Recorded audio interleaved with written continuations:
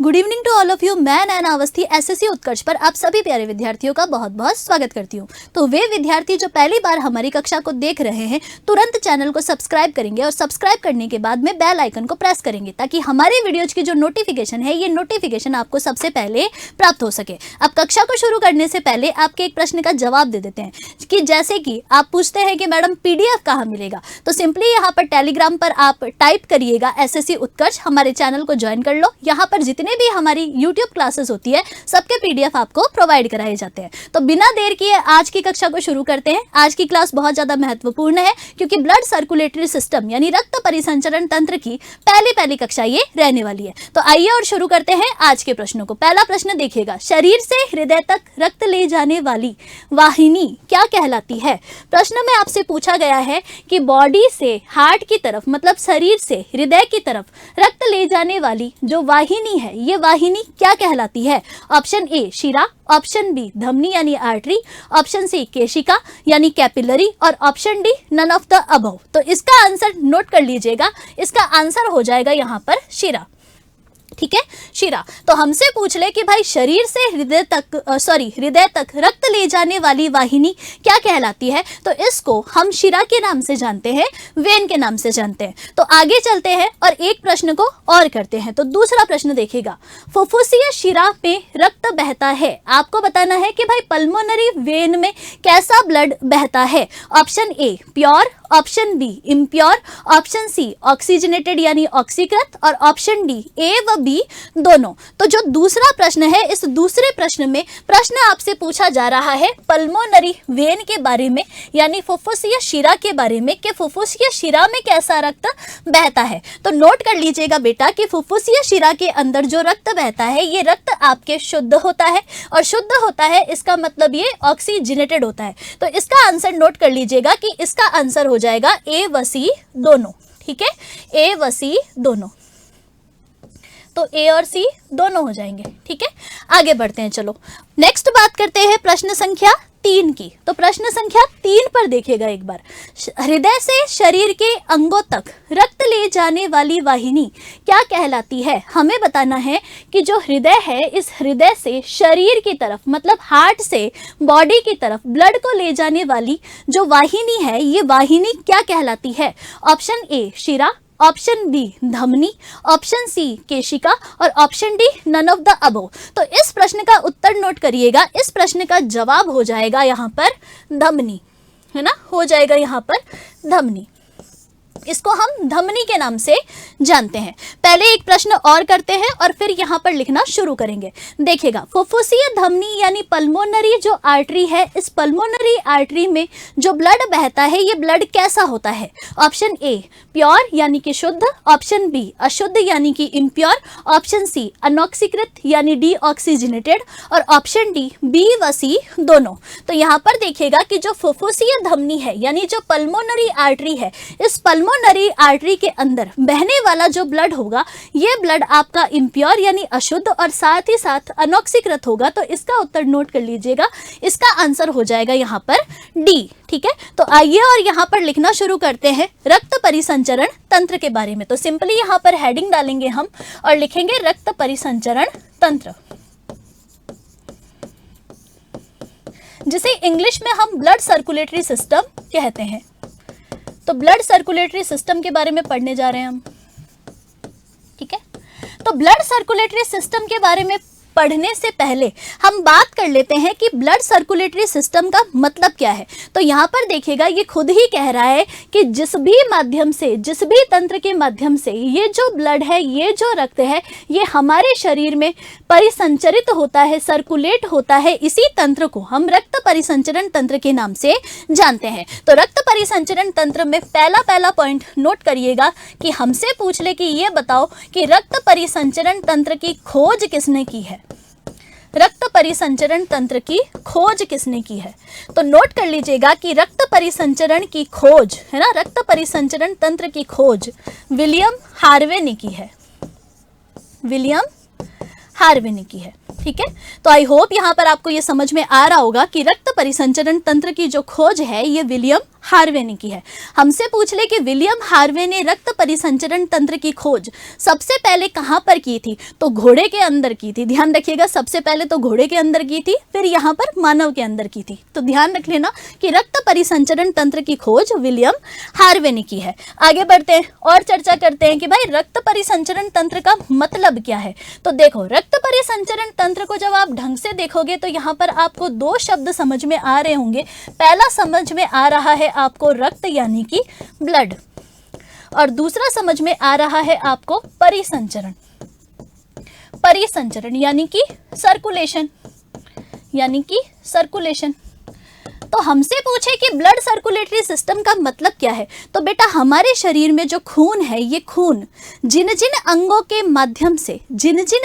माध्यम से प्रवाहित होता है, फ्लो होता है, मैं कह सकती हूँ कि सर्कुलेट होता है, इसी तंत्र को हम रक्त परिसंचरण तंत्र के नाम से जानते हैं। तो आई होप यहाँ पर इतना तो आपको समझ में आ गया होगा कि रक्त परिसंचरण तंत्र का मतलब है कि किन किन अंगों के माध्यम से, किन किन ऑर्गन के थ्रू जो ब्लड है, ये ब्लड हमारी बॉडी में सर्कुलेट होता है, इसी को हम ब्लड सर्कुलेटरी सिस्टम के अंदर पढ़ने वाले हैं। अब आगे चलते हैं और हेडिंग डालते हैं और लिखते हैं कि रक्त परिसंचरण तंत्र जो हम पढ़ने वाले हैं, इसको हम दो भागों में पढ़ेंगे। ठीक है, तो रक्त परिसंचरण तंत्र या ब्लड सर्कुलेटरी सिस्टम को हम दो भागों में डिवाइड करेंगे। पहला भाग लिखेगा यहाँ पर रक्त यानी कि ब्लड, और दूसरा भाग लिखेगा यहाँ पर परिसंचरण के अंग।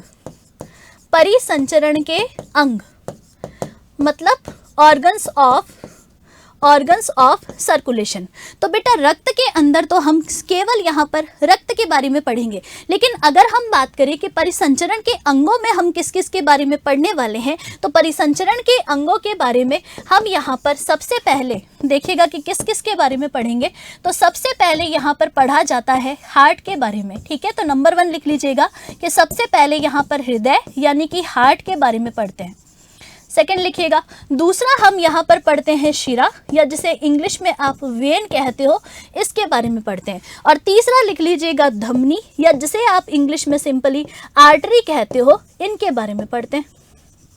ठीक है, इनके बारे में पढ़ते हैं।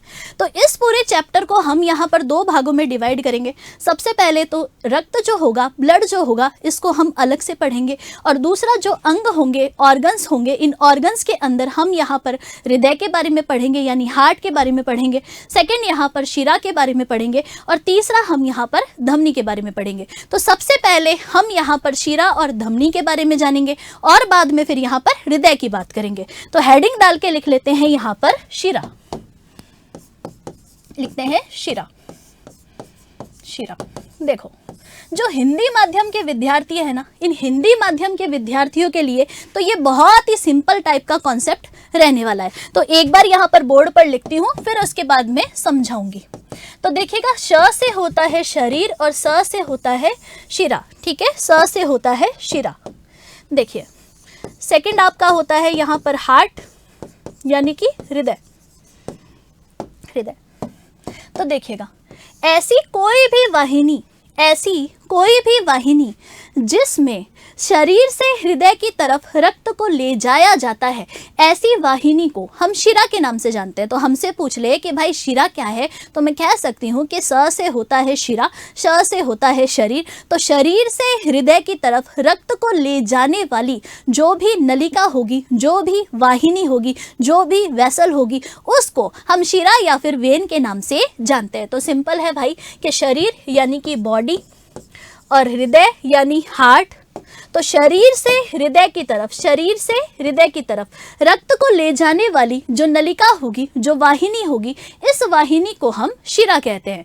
चलो, अब यहाँ पर एक बहुत ही बड़ा कंफ्यूजन सिंपली यहाँ पर विद्यार्थियों के दिमाग में होता है कि भाई शिरा के अंदर कैसा खून बहता है, धमनी के अंदर कैसा खून बहता है, शिरा के परिवार की पल्मोनरी शिरा के अंदर कैसा बहता है, धमनी के परिवार की पल्मोनरी धमनी के अंदर कैसा बहता है। तो इसको यहाँ पर हम समझने की कोशिश करेंगे। तो बेटा ध्यान रखना, एक बात बताती हूँ आपको फिलोसॉफी की, है ना। जैसे कि हम कहते हैं कि हमारा जो शरीर है, ये शरीर तो यहाँ पर गलतियों का पुतला है, और हमारा शरीर कैसा है, तो मेला है। तो मैं कह सकती हूँ कि शरीर से हृदय की तरफ जो भी रक्त ले जाया जाएगा, ये रक्त हमेशा और हमेशा यहाँ पर अशुद्ध होगा, अर्थात मैला होगा। तो मैं कह सकती हूँ कि शरीर से हृदय की तरफ जो खून ले जाया जा रहा है ना, जो ब्लड ले जाया जा रहा है, ये ब्लड आपसे पूछ ले कि कैसा है, तो आप कहोगे कि मैडम शरीर तो हमारा मैला होता है। इसका मतलब शिरा के अंदर जो खून होगा, ये खून यहाँ पर मैला होगा, अर्थात मैं कह सकती हूँ अशुद्ध होगा या इम्प्योर होगा। तो यहीं पर लिख लेना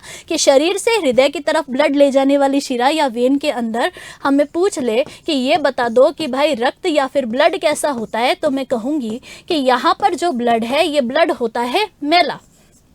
मैला, मैला मतलब गंदा। तो इस मैले को हम कह देंगे अशुद्ध, ठीक है, अशुद्ध, या जैसे इंग्लिश में सिंपली आप कह दोगे इम्प्योर। अब हमसे पूछ ले कि ये बता दो कि अशुद्ध खून का मतलब क्या है, इम्प्योर खून का मतलब क्या है। तो बेटा आप सभी विद्यार्थी जानते हैं कि जीवन को अगर जीना है तो ऑक्सीजन ऑक्सीजन कहना है। तो ऐसा खून जिसके अंदर ऑक्सीजन नहीं हो, कार्बन डाइऑक्साइड हो, ऐसे खून को हम अशुद्ध या फिर इम्प्योर ब्लड कहते हैं। तो यहीं पर लिख देती हूँ मैं साथ में कि भाई इम्प्योर या अशुद्ध खून क्या होता है। तो लिख देते हैं कि बिना ऑक्सीजन का खून, है ना, बिना ऑक्सीजन का खून, या जिसे आप हिंदी में कह दोगे विऑक्सीकृत खून, विऑक्सीकृत रक्त, या इंग्लिश में कह दोगे डीऑक्सीजनेटेड ब्लड, डीऑक्सीजनेटेड ब्लड, ठीक है। तो डीऑक्सीजनेटेड ब्लड होता है इसमें, और डीऑक्सीजनेटेड ब्लड का मतलब है ऐसा खून जिसके अंदर ऑक्सीजन नहीं हो। देखो हिंदी कितनी सरल है, देखो ऑक्सीजन के बिना वाला खून, है ना, ऑक्सीजन के बिना वाला खून। तो ऑक्सीजन नहीं है तो खून के अंदर कौन होगा, तो मैं कह सकती हूँ कि कार्बन डाइऑक्साइड युक्त खून, ठीक है। कार्बन डाइऑक्साइड युक्त जो रक्त है, इस रक्त को हम इम्प्योर ब्लड के नाम से या फिर अशुद्ध रक्त के नाम से जानते हैं, ठीक है, अशुद्ध रक्त के नाम से जानते हैं। तो ये तो कॉन्सेप्ट यहाँ पर समझाया। अब तुरंत यहाँ पर लिख देती हूँ मैं कि भाई शिरा क्या होता है। तो लिख लेते हैं कि ऐसी वाहिनी, लिख देती हूँ कि शरीर से हृदय की तरफ, है ना, हृदय की तरफ अब खून कैसा जा रहा है। तो कॉन्सेप्ट आपको समझा दिया है कि इम्प्योर जा रहा है। तो लिख देती हूँ कि शरीर से हृदय की तरफ अशुद्ध रक्त, अशुद्ध यानी कि इम्प्योर, इम्प्योर रक्त को ले जाने वाली, ब्लड को ले जाने वाली नलिका, ले जाने वाली नलिका शिरा कहलाती है, ठीक है, शिरा कहलाती है। ये कहलाएगी आपके शिरा, या फिर आप इसको कह दोगे वेन। आपसे पूछ ले कि ये बता दो कि शिरा के अंदर खून कैसा होता है। तो सामान्यतः यहाँ पर एक शिरा को छोड़कर बाकी की सारी शिराओं के अंदर अशुद्ध खून ही होता है। तो मैं लिख देती हूँ कि यहाँ पर मोटा मोटा जो ब्लड है, ये ब्लड यहाँ पर अशुद्ध होगा, अर्थात इम्प्योर होगा, ठीक है, इम्प्योर होगा। अब इन्हीं के परिवार की एक ऐसी शिरा है जिसका नाम है पल्मोनरी शिरा, मतलब सॉरी पल्मोनरी वेन। अंग्रेजी में तो कहोगे पल्मोनरी वेन और हिंदी में कह दोगे फुफ्फुसीय शिरा। इस फुफ्फुसीय शिरा के अंदर शुद्ध खून बहता है। तो यहीं पर नोट कर लेते हैं कि भाई इसका एक अपवाद होगा, और अपवाद होगा तो अपवाद तो हर जगह पाए जाते हैं, आपको पता है। तो यहाँ पर जो अपवाद है, ये अपवाद यहाँ पर एक अच्छा अपवाद है। तो लिख लीजिएगा कि अपवाद स्वरूप जो फुफ्फुसीय शिरा है ना, फुफ्फुसीय शिरा है, मतलब जो पल्मोनरी आपकी वेन है, इस पल्मोनरी वेन में आपसे पूछ ले कि ये बता दो कि पल्मोनरी वेन में कैसा ब्लड होता है। तो पल्मोनरी वेन के पास में शुद्ध रक्त होता है, ये नोट कर लेना, शुद्ध रक्त होता है, मतलब प्योर ब्लड होता है। लिख लीजिएगा प्योर ब्लड होता है। पल्मोनरी वेन की बात कर रही हूँ, है ना, पल्मोनरी वेन की बात कर रही हूँ, समस्त शिराओं की बात नहीं कर रही हूँ, ठीक है। तो शिरा में तो जनरली इम्प्योर ब्लड ही होता है, मैं कह सकती हूँ अशुद्ध खून ही होता है। केवल पल्मोनरी जो वेन है, इस पल्मोनरी वेन के अंदर यहाँ पर जो ब्लड है, ये ब्लड यहाँ पर शुद्ध होता है, ठीक है, शुद्ध होता है। तो इसको देखो थोड़ा सा डिवाइड कर देती हूँ ताकि आपको पता रहेगा। चलो आगे बढ़ते हैं। नेक्स्ट देखिएगा, तो 21 से लगाकर के 28 मार्च तक, है ना, 21 से लगाकर 28 मार्च तक हमारे चैनल पर चल रहा है उत्कर्ष लेकर आया है होली हंगामा। ठीक है, तो होली हंगामा यहाँ पर चल रहा है, जिसमें आपको एसएससी के सभी ऑनलाइन कोर्सेज पर अप टू 90% का ऑफ मिलेगा। मतलब एसएससी का कोई भी कोर्स अगर आप परचेज करते हो तो यहाँ पर 90% तक की छूट मिलेगी और साथ ही साथ आपको 3 महीने की एक्स्ट्रा वैलिडिटी मिलने वाली है। तो सपनों पर सफलता का रंग और उत्कर्ष के संग पर हम यहाँ पर होली पर एक धमाका लेके आए हैं, होली धमाका लेके आए हैं, होली हंगामा लेके आए हैं। इस होली हंगामा में 21 से 28 मार्च तक एसएससी के सभी ऑनलाइन कोर्सेज पर 90% तक का आपको छूट मिल रही है और साथ ही साथ 3 महीने की एक्स्ट्रा वैलिडिटी मिल रही है। और साथ ही साथ देखना कि उत्कर्ष एप्लीकेशन में जो बुकशाला है, इस बुकशाला से अगर आप प्रिंटेड नोट्स और बुक्स लेते हैं तो यहाँ पर भी भारी हंगामा चल रहा है। तो अभी तक अगर आपने एप्लीकेशन डाउनलोड नहीं किया है तो तुरंत यहाँ पर एप्लीकेशन को डाउनलोड कर लेना और होली हंगामा में 21 से 28 मार्च तक इस ऑफर का लाभ ले लेना। ठीक है, आगे बढ़ते हैं, चलो नेक्स्ट चलिएगा। अब यहाँ पर लिखेगा धमनी। तो शिरा के बारे में तो हमने पढ़ ही लिया है, अब हम चर्चा कर लेते हैं थोड़ी सी धमनी की, यानी कि आर्टरी की। ठीक है, चलो अब धमनी को कैसे याद करेंगे? तो ध से होता है धमनी और ध से होती है धक धक, और धक धक कहाँ होती है? तो धक धक आपके हार्ट में होती है। तो इसको याद करते हैं। देखो पहले यहाँ पर बनाते हैं हार्ट यानी हृदय, और दूसरा बनाते हैं यहाँ पर शरीर के अंग यानी बॉडी ऑर्गन। और आपसे पूछ ले कि भाई धमनी किसको कहते हैं, आर्टरी किसको कहते हैं, तो मैं कह सकती हूँ ऐसी कोई भी नलिका, ऐसी कोई भी वाहिनी जो कि हृदय से शरीर के अंगों तक रक्त को लेके जाती है, ऐसी नलिका को हम धमनी के नाम से जानते हैं। अब इसको कैसे याद करेंगे? तो ध से होता है धमनी और ध से होती है धक धक, और धक धक आपके कहाँ होती है? तो धक धक आपके हृदय के अंदर होती है, हार्ट के अंदर होती है। तो मैं कह सकती हूँ कि ऐसी कोई वाहिनी जो धक धक से शरीर के अंगों तक ब्लड को लेकर जाती है, ऐसी वाहिनी को हम यहाँ पर धमनी या फिर आर्टरी के नाम से जानते हैं। बात करेंगे कि भाई धमनी या आर्टरी के अंदर कैसा खून होगा, तो आप सभी विद्यार्थी जानते हैं कि जैसे भी कोई हमें कह देता है कि भाई आपका दिल कैसा है, तो हम कहते हैं कि हमारा दिल तो बहुत ही साफ है ना। जनरली हम कहते रहते हैं कि हमारा हार्ट, हमारा हृदय तो बहुत ही ज्यादा साफ है। तो इसको हम ऐसे याद कर लेंगे कि भाई दिल तो सबका साफ है, इसका मतलब हृदय से शरीर की तरफ जो भी रक्त जाएगा, ये रक्त हमेशा साफ जाएगा, अर्थात शुद्ध जाएगा। तो आपसे पूछ ले कि ये बता दो कि भाई धमनी या आर्टरी में कैसा खून बहता है, तो आप कहोगे कि मेरा दिल तो बहुत ही ज्यादा साफ है, बहुत ही ज्यादा शुद्ध है। तो यहाँ पर जो रक्त होगा, ये रक्त यहाँ पर शुद्ध रक्त होगा। ठीक है, शुद्ध रक्त होगा। इस शुद्ध रक्त का मतलब अंग्रेजी में हो जाएगा प्योर ब्लड। अब शुद्ध रक्त किसको कहते हैं? तो मैं कह सकती हूँ ऐसा कोई रुधिर, ऐसा कोई खून जिसमें ऑक्सीजन मिली हुई हो, ऐसा खून यहाँ पर शुद्ध रक्त के नाम से जाना जाता है। तो यहाँ पर लिख लेती हूँ कि ऑक्सीजन युक्त जो रक्त होगा, है ना, ऑक्सीजन युक्त जो रक्त होगा, ये ऑक्सीजन युक्त जो रक्त है, यही रक्त आपके शुद्ध रक्त के नाम से या फिर प्योर ब्लड के नाम से जाना जाता है। तो तुरंत यहाँ पर एक बार धमनी की परिभाषा लिख देते हैं। ठीक है, तो पहले एक बार ट्रिक के हिसाब से लिख देते हैं कि आपको पूछ ले कि भाई धमनी या आर्टरी क्या चीज़ है, तो आप कहोगे कि ऐसी कोई भी नलिका जो धक धक से शरीर के अंगों तक शुद्ध रक्त को ले जाती है, साफ रक्त को ले जाती है, ऑक्सीजन युक्त रक्त को ले जाती है, ऑक्सीजनेटेड ब्लड को ले जाती है, ऐसी नलिका को हम धमनी या फिर आर्टरी के नाम से जानते हैं। तो यही लिखती हूँ कि हृदय यानी कि हार्ट, हृदय से शरीर के भागों तक, शरीर के अंगों तक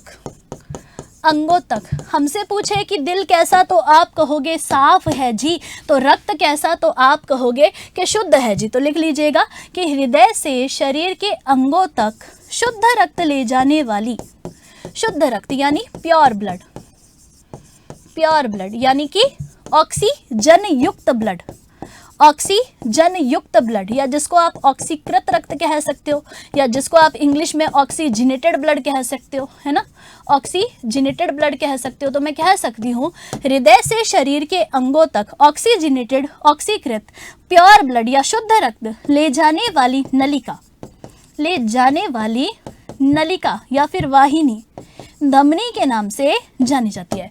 अब हमसे पूछ ले कि ये बता दो कि भाई धमनियों के अंदर कैसा खून होता है, तो आप कहोगे कि मैम धमनी के अंदर तो शुद्ध खून होता है। ठीक है, तो एक को छोड़ दे तो बाकी सब में शुद्ध ही खून होता है। तो लिख लेना कि धमनी के अंदर शुद्ध रक्त होता है, मतलब कि प्योर ब्लड होता है। ठीक है, अब अपवाद तो सभी जगह पाए जाते हैं। तो इसी धमनी के परिवार की एक बदमाश धमनी है। इस धमनी का नाम हो जाएगा फुफ्फुसीय धमनी या पल्मोनरी आर्टरी, जिसके अंदर जो ब्लड है, ये ब्लड यहाँ पर शुद्ध नहीं होगा, अशुद्ध होगा। तो यहीं पर लिख देती हूँ मैं, है ना, लिखती हूँ यहाँ पर, देखिएगा साइड में लिखते हैं यहाँ पर अपवाद, एक्सेप्शन, और यहाँ पर लिख लीजिएगा नाम हो जाएगा इसका फुफ्फुसीय धमनी। फुफ्फुसीय धमनी मतलब पल्मोनरी आर्टरी, पल्मोनरी आर्टरी। और हमें पूछे कि पल्मोनरी आर्टरी में बता दो कि कैसा खून होगा, तो हम कहेंगे कि पल्मोनरी आर्टरी में यहाँ पर प्योर ब्लड होगा, सॉरी इम्प्योर ब्लड होगा। ठीक है, अशुद्ध खून होगा, अशुद्ध खून बहेगा। चलो आगे बढ़ते हैं। नेक्स्ट यहाँ पर नोट कर लीजिएगा कि धमनी और शिरा में अंतर क्या है। तो एक तरफ लिखिएगा शिरा और दूसरी तरफ लिखिएगा धमनी। ठीक है, एक तरफ लिखिएगा शिरा, दूसरी तरफ क्या लिखेंगे आप, धमनी लिखेंगे।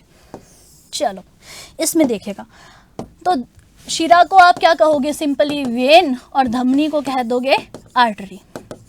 सबसे पहले तो आपसे ये पूछते हैं कि ये बताओ भाई कि शिरा और धमनी में बेसिक डिफरेंस क्या है। तो जो शिरा है, ये शिरा आपके पतली भित्ति वाली होती है, अर्थात पतली पतली सी होती है। तो शिरा कहती है कि मैं तो कैसी हूँ, तो शिरा कहेगी कि मैं तो पतली हूँ। तो धमनी कहती है कि मैं तो भाई कैसी हूँ, मोटी हूँ। तो आपसे पूछ ले कि शिरा कैसी होती है, वेन कैसी होती है, तो आप कहोगे शिरा तो यहाँ पर पतली होती है और धमनी यहाँ पर मोटी होती है, थिक होती है। दूसरा लिखेगा क्योंकि शिरा यहाँ पर पतली है, इसीलिए इसके बीच बीच में वाल्व पाए जाते हैं, कपाट पाए जाते हैं। और ये कपाट क्या करेंगे, तो मैं कह सकती हूँ कि इन कपाटों के कारण ही जो खून है, ये जो रक्त है, ये रक्त विपरीत दिशा में नहीं आएगा, अर्थात शिरा खाली होने से यहाँ पर बच जाएगी। तो यहाँ पर लिख लेती हूँ कि शिरा के अंदर कपाट पाए जाते हैं, मतलब इसके अंदर वाल्व पाए जाते हैं, वाल्व पाए जाते हैं।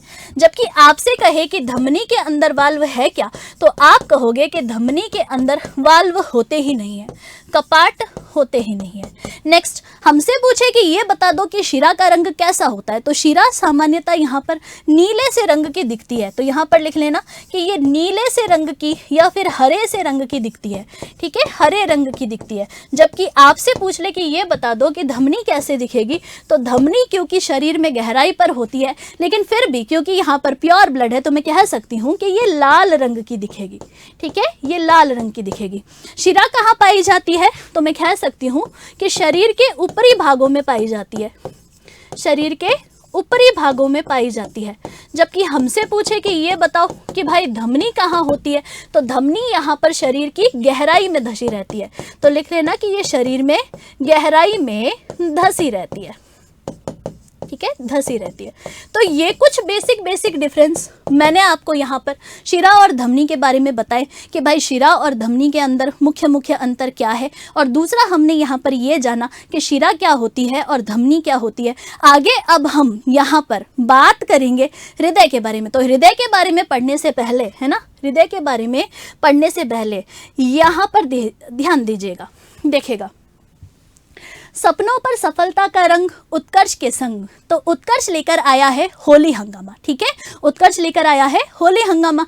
21 से 28 मार्च तक, 21 से 28 मार्च तक रेलवे के सभी कोर्सेज पर, है ना, चाहे वो ऑनलाइन हो चाहे वो आपके ऑफलाइन हो, सब में आपको 90% तक की भारी छूट मिल रही है और साथ ही साथ 3 महीने की एक्स्ट्रा वैलिडिटी मिल रही है। तो अगर अभी तक आपने उत्कर्ष का एप्लीकेशन डाउनलोड नहीं किया है तो डाउनलोड कर लो और होली हंगामा में जो ये ज़बरदस्त ऑफर चल रहा है, इस ऑफर का आप लाभ उठा लीजिए। साथ ही साथ उत्कर्ष एप्लीकेशन पर जो बुकशाला है, इस बुकशाला से प्रिंटेड नोट्स और बुक्स पर भी आपको होली हंगामा में भारी डिस्काउंट मिल रहा है। तो तुरंत यहाँ पर उत्कर्ष के एप्लीकेशन को डाउनलोड कीजिए और होली हंगामा की धूम का हिस्सा बन जाइए। चलो आगे बढ़ते हैं। नेक्स्ट बात करते हैं नेक्स्ट प्रश्न की देखिएगा, हृदय के कौन से भाग में अर्धचंद्राकार कपाट पाए जाते हैं? आपको बताना है कि हृदय के कौन से भाग के अंदर सेमी ल्यूनर वॉल्व्स पाए जाते हैं। ऑप्शन ए आलिंद और निलय के मध्य, ऑप्शन बी दोनों आलिंद के मध्य, ऑप्शन सी दोनों निलय के मध्य, ऑप्शन डी निलय व धमनी के मध्य। तो इस प्रश्न का पहले उत्तर नोट करिएगा, ठीक है, कि हमसे पूछ ले कि ये बता दो कि भाई अर्धचंद्राकार कपाट यानी सेमी ल्यूनर वाल्व्स कहाँ पाए जाते हैं, तो मैं कह सकती हूँ कि निलय और आर्टरी के बीच में सेमी ल्यूनर या फिर अर्धचंद्राकार कपाट पाए जाते हैं। तो इसका आंसर नोट कर लीजिएगा कि वेंट्रिकल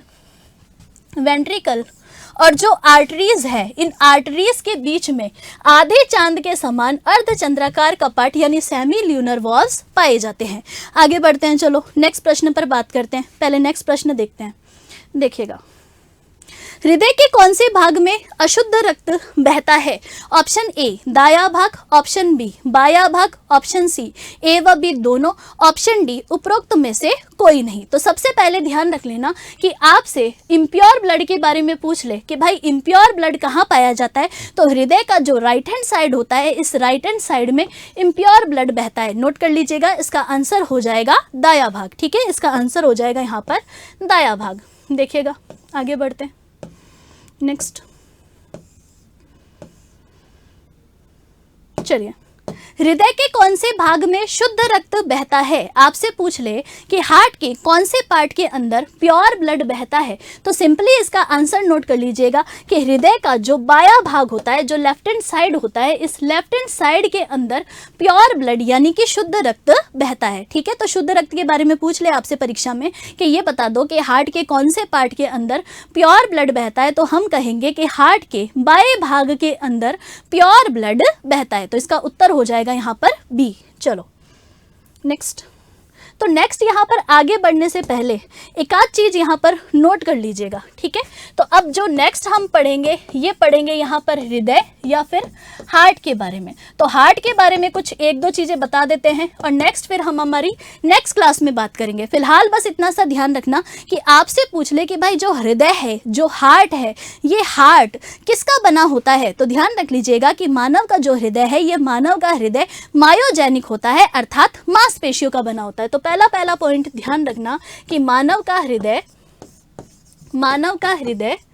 मांसपेशियों का बना होता है, मांसपेशियों का बना होता है, ठीक है। अब मांसपेशियों का बना होता है, इसका मतलब ये कैसा होगा, तो इसका मतलब ये मायोजेनिक होगा, ठीक है, मायोजेनिक होगा। अगर आपसे पूछ ले कि मानव का हृदय मायोजेनिक होता है, इसका मतलब क्या है, तो मैं कह सकती हूँ कि हमारा जो हार्ट है, हमारा जो हृदय है, ये मायोजेनिक होता है, मतलब कि मांसपेशियों का बना होता है। कुछ दूसरी चीज और ध्यान रखिएगा, जैसे कि हमें पूछ ले कि मानव का जो हृदय है, इस मानव के हृदय में कितने भाग होते हैं या कितने चैम्बर्स होते हैं, तो ध्यान रखना कि मानव के हृदय के अंदर 4 चैम्बर होते हैं या 4 कोष्ठ होते हैं, ठीक है। तो मानव के हृदय के अंदर 4 कोष्ठ पाए जाते हैं, 2 कोष्ठ ऊपर की तरफ होंगे, 2 कोष्ठ नीचे की तरफ होंगे। ऊपर वाले जो कोष्ठ होंगे, है ना, ऊपर वाले जो चैम्बर होंगे, इन ऊपर वाले चैम्बर्स को आप आलिंद कहोगे और नीचे वाले चैम्बर्स को, है ना, नीचे वाले चैम्बर्स को आप निलय कहोगे। तो ध्यान रख लेना कि मानव का जो हार्ट है, इस मानव के हार्ट के ऊपर वाले दोनों कोष्ठ आलिंद के नाम से जाने जाते हैं, जबकि नीचे वाले दोनों कोष्ठ यहाँ पर निलय के नाम से जाने जाते हैं, ठीक है। तो मानव के हार्ट के अंदर 4 भाग हो जाएंगे, 2 हो जाएंगे आलिंद, 2 हो जाएंगे निलय। अंग्रेजी में बात की जाए तो ऊपर की तरफ होते हैं आपके एट्रिया या एट्रियम और नीचे की तरफ होते हैं यहाँ पर वेंट्रिकल, ठीक है, वेंट्रिकल।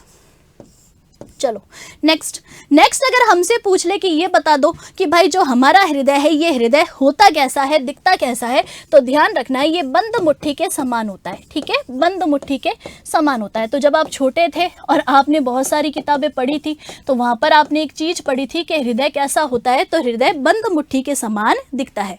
मतलब जैसे कि ये आपकी मुट्ठी है, ये मुट्ठी अगर बंद है तो मैं कहूँगी कि मानव का जो हृदय है, ये मानव का हृदय बंद मुट्ठी के जैसा दिखता है। तो क्या वास्तव में मानव का हृदय बंद मुट्ठी के जैसा दिखता है, यह हृदय के कौन कौन से भाग होते हैं, हृदय की कौन कौन सी परतें होती है, हृदय में कौन कौन से कपाट होते हैं, हृदय किन मांसपेशियों का बना होता है, तो ये सारी की सारी जो इन्फॉर्मेशन है, सारी की सारी जो चीज़ें हैं, ये हम हमारी नेक्स्ट क्लास के अंदर पढ़ेंगे। तो जो आज की क्लास है, इस आज की क्लास को हम यहीं पर समाप्त करेंगे। यहाँ पर आपने शिरा और धमनी के बारे में जाना है, रक्त परिसंचरण के बारे में जाना है, थोड़ी बहुत इन्फॉर्मेशन यहाँ पर हृदय के बारे में जानी है। कल की क्लास के अंदर हम यहाँ पर हार्ट का बढ़िया सा चित्र बनाएंगे और बढ़िया सा चित्र बनाने के बाद में इसके जितने भी भाग हैं, इन सारे भागों को यहाँ पर पढ़ेंगे और इनके बारे में जानेंगे। तो चलो, आप सभी विद्यार्थियों को हमारी कक्षाएं कैसी लग रही है यहाँ पर कमेंट करके बता सकते हैं। साथ ही साथ क्लास को लाइक करना बिल्कुल मत भूलिएगा। तो रोजाना जुड़ जाएगा 4 बजे। मिलते हैं कल। धन्यवाद। Thank you.